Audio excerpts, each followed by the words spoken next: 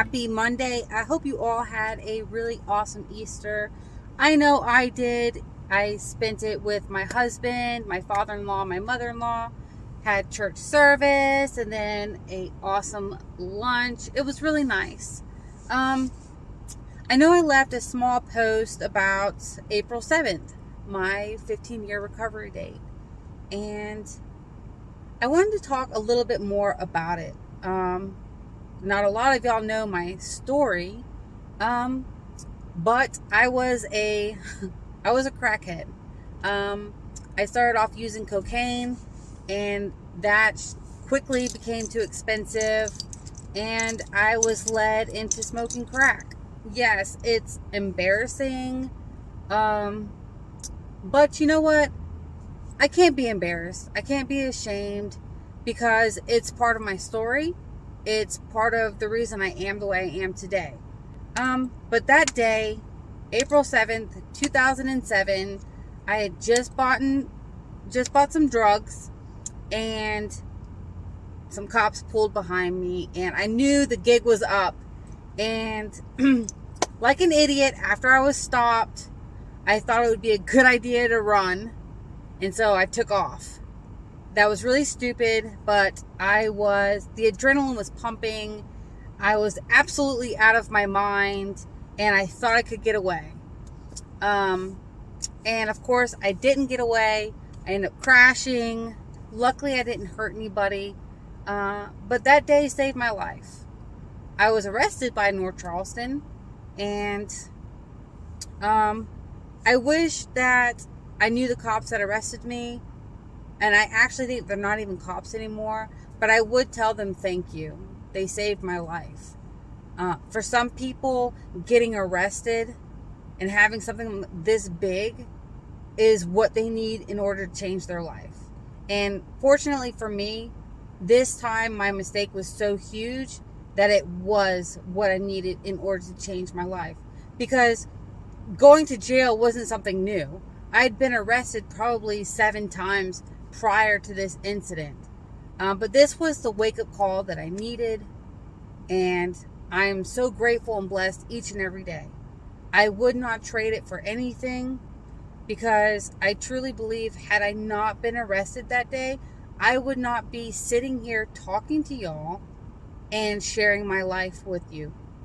So that day was really, really pivotal in my life. And jail is not as bad as some people say it is. It really isn't.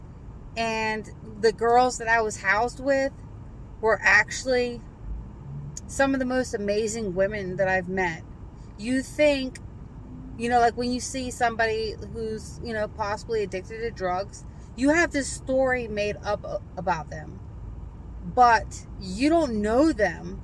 And what's crazy is when we get arrested, us addicts, when we get arrested and we get in jail and we have a time to get sober and clear-headed, we are different people. The real person that we are deep down inside is able to come out and shine.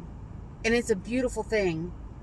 What's really sad is when you're released, some of these people, they don't have the support like I did. I still have an amazingly supportive family that was there to back me up every step of the way. Now, I got sober on my own. I did it by myself, but I had the support of my family. And that's what's missing for a lot of these women, is they're in a really bad situation. Say you've been on drugs for years. Say you're homeless. You get arrested. You get cleaned up. You get some food in you. You get to sleep. But when you get released, you're being released to nothing. You're going back to the streets. So, of course, it's so easy to fall back into that lifestyle because you have nothing to go home to. And that's where I'm trying to make a difference. And I want to put this out there to everybody just so you all know that I have written a letter to the assistant director at the Sheriff Al Cannon Detention Center. This is the second time I've emailed her, asking her to please let me come and speak to the female inmates at the detention center.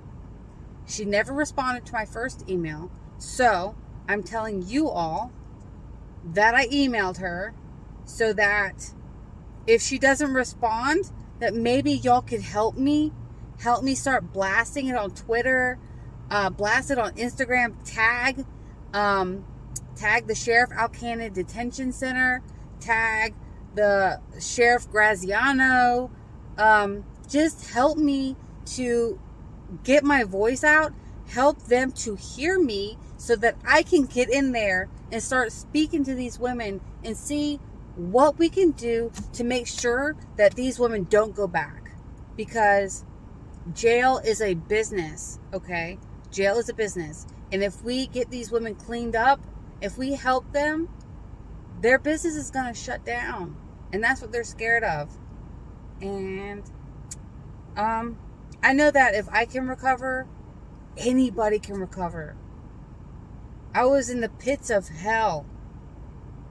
The darkest place you can think of, I want you to go darker. Because that's where my life was. And look at me now. Married to a cop, house, 2 dogs, a career. I'm happy. I write a blog, journeytocourage.com. Please go check it out. Join the group, the Courage Warriors. It's all about recovery, guys. Yeah, anyways, I'm going to leave it there. Please help me get this message out. Hope and recovery. It is possible. Anyways, all right, guys. I hope you all had an awesome Monday. I hope you have an awesome week. And God bless all of you. Okay, bye.